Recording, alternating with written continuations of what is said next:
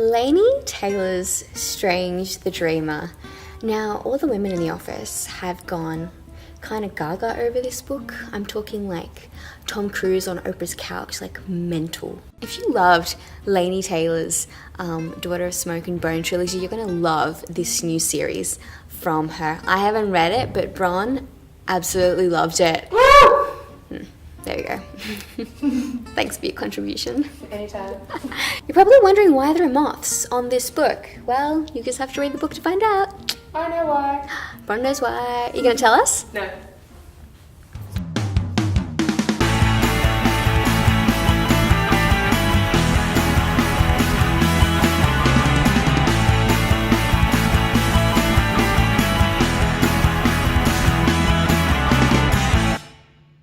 We've been super lucky recently at Booktopia. We've had not one, but two foodies visit us. Not only did Better Homes and Gardens' Fast Ed come in, Valley Little also came in, who used to be the food director of Delicious Magazine for many years. This is Fast Ed's new book. I'm actually not going to say much about it because we have a little snippet of an interview that I did with him. So, Bron, are you ready to put it on now? Fast Ed from Better Homes and Gardens. And he brought along his new book, The Everyday Kitchen. It's a great book. Trust me, it's a brilliant book. Thanks for coming on our show today. Great pleasure. Now, is it safe to assume that you got your name Fast Ed because you're fast in the kitchen? No, that was a nickname given to me by an ex-girlfriend. Oh, that's not true, by the way. That is not true. Don't quote me on that. You know, it was really for me. When I first started working in telly, you understand this is 15 years ago. There was Maeve O'Mara, Ian Hewitson and myself were the only people cooking on Australian telly. And so where a lot of the imported shows at the time were all about haute cuisine, which is actually my background, I realised there was a real segment for answering the kind of everyday questions people have got about cooking, where they can solve Tuesday night's dinner rather than just the once in a month dinner party. And I think it's maybe more relevant, and it certainly got me a wonderful fan base of really fantastic people. So. There we go. Well, I was going to actually put forth a challenge to you to actually test how fast you are. Yep. Now, you've said this book is full of 52 easy and healthy recipes. All meals, actually. There's 208 recipes. 208? So there's 52 concepts, each one of which has 4 elements. Sometimes they come together to make a meal, and sometimes they're 4 things side by side. But there's 208 brilliant things for you to eat. Well, I was actually going to say, I want you to rattle off all 208 meals in under a minute. No. Now. I'll go a different challenge. The world's best and easiest recipe in less than a minute.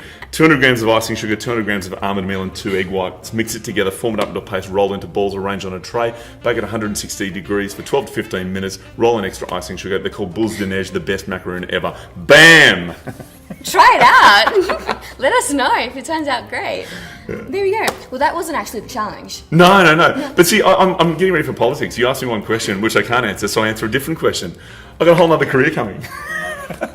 The challenge was, I want you to pick 3 recipes from this one. You can flick through it if you want. And I want you to pick 3 that people can cook this weekend that are they can make in a jiffy, no mess. Yeah, the first one which I'd go for is actually the very first recipe in our dessert section, which is these brown sugar meringues here.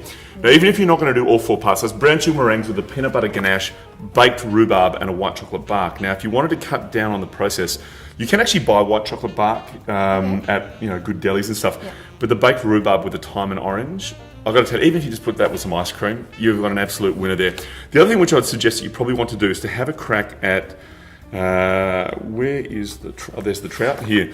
So with trout's a beautiful fish to cook with, but it's delicate and light and fragrant. And if you wrap it up in blanched cabbage leaves, you get not only that incredible perfume infused into it, but it's even more delicate. It's about 10 minutes worth of work. And lastly, how about something for breakfast? And for that, I'd be suggesting something like a grilled ham steak. Australian pork, of course. Make sure it's labelled Australian pork. Big believer in Australian pork. And if you can manage the kipful of potato hot pot pies on the side, all the better. I like a savoury breakfast. I don't do pancakes. No, you don't do pancakes? No. Can't do cereal, can't do pancakes. I like eggs and ham and stuff, so that'd be my answer. To see my full interview with him and to see him yell at me and possibly grill me for my poor food choices, check out YouTube. Just search for Booktopia TV. This is Valley Little's new book, My Kind of Food, which is, I think, her most personal cookbook. For the full interview, check out Booktopia TV on YouTube. where we discuss certain things about the book, such as who that handsome devil is on page 58.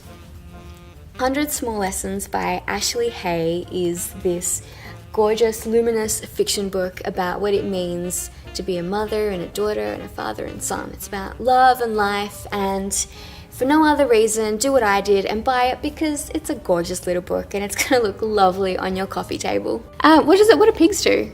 Oink oink. Oink oink.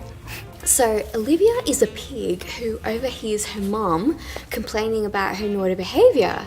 So her imagination starts running wild, right?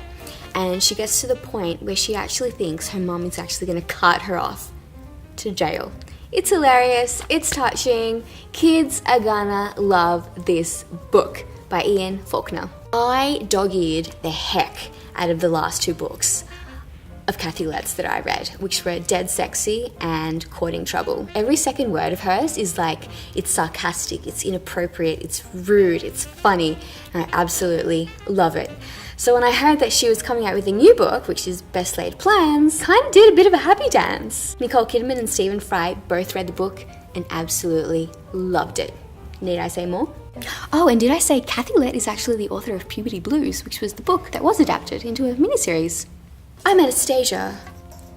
Thank you for joining us on Booked with Anastasia. All the books that I've mentioned can be found on booktopia.com.au. For more bookish fun, follow us on Facebook, Twitter, and Instagram.